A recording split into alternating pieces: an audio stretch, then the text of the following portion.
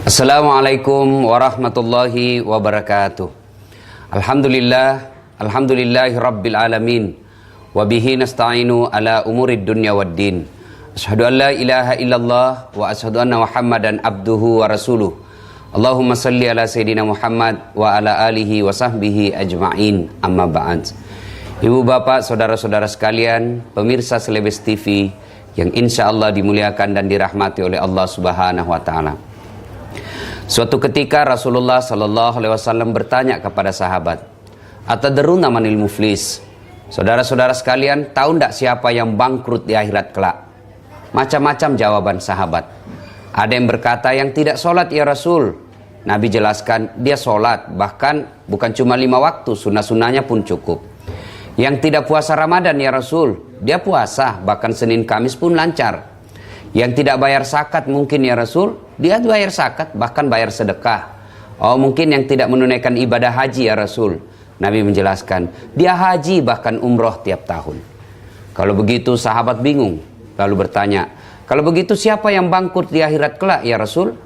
Nabi menjelaskan, jarusu wa khati'ur rahim, tetangga yang jahat sama tetangganya dan yang memutuskan persaudaraan. Dalam keheranan Umar bertanya kepada Nabi, ya Rasulullah, kok bisa dia merugi? Bukannya dia akhlak kepada Allah baik, bukannya ibadahnya kepada Allah bagus, kok dia bisa merugi? Nabi jelaskan, memang hablum minallahnya baik, tapi hablum minannasnya rusak. Sehingga ketika di akhirat kelak, ketika dia store amal kebaikannya, ya Allah, ini puasaku. Datang tetangganya, tunggu dulu Tuhan, saya pernah bertetangga di Makassar. Mentang-mentang dia pejabat, dia ambil tanahku 1 jengkal. Akhirnya saya tidak punya got. Sehingga setiap hujan pasti banjir rumahku. 10 tahun saya kebanjiran terus. Ya Allah, hari ini saya minta keadilan. Allah katakan, ya sudah, kalau begitu ambil zakatnya. Selesai bayar zakat, dia store lagi sholatnya. Ya Allah, ini sholatku. Datang lagi tetangganya. Tuhan, tunggu dulu. Saya juga pernah difitnah. Katanya anakku yang lurus rambutnya bukan anaknya suamiku, karena suamiku keriting rambutnya. Dia tidak tahu anaknya lurus rambutnya karena sudah rebonding. Ya Allah, gara-gara fitnahnya 1 kampung benci saya ya Allah. Allah katakan, ya sudah, ambil sholatnya. Dia setor lagi zakatnya. Ya Allah, ini zakatku.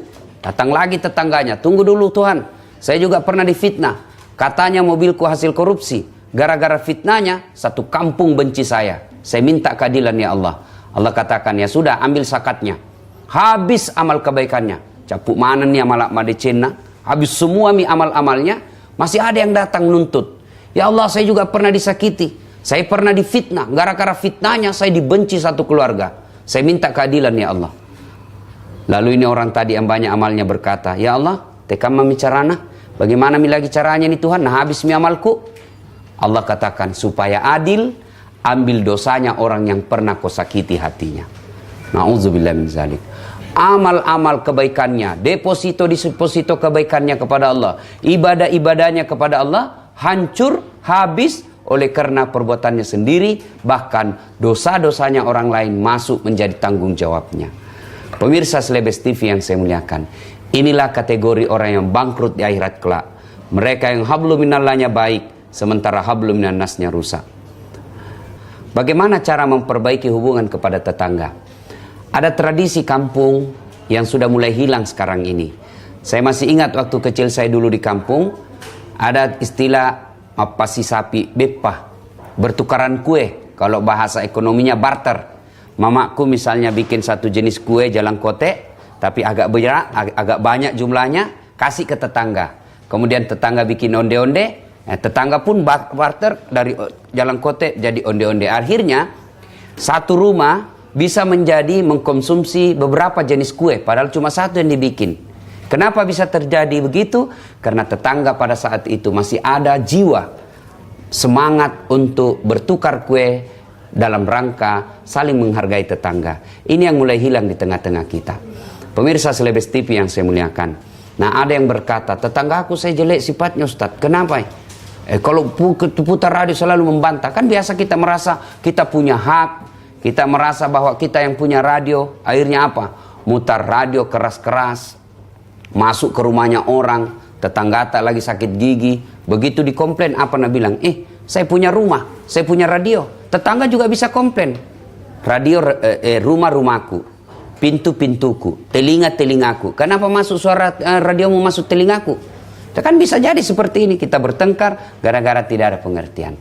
Tetangga adalah keluarga paling terdekat di antara kita. Rumah kebakaran tentu bukan saudara kita yang ada di kampung orang pertama yang datang menolong kita.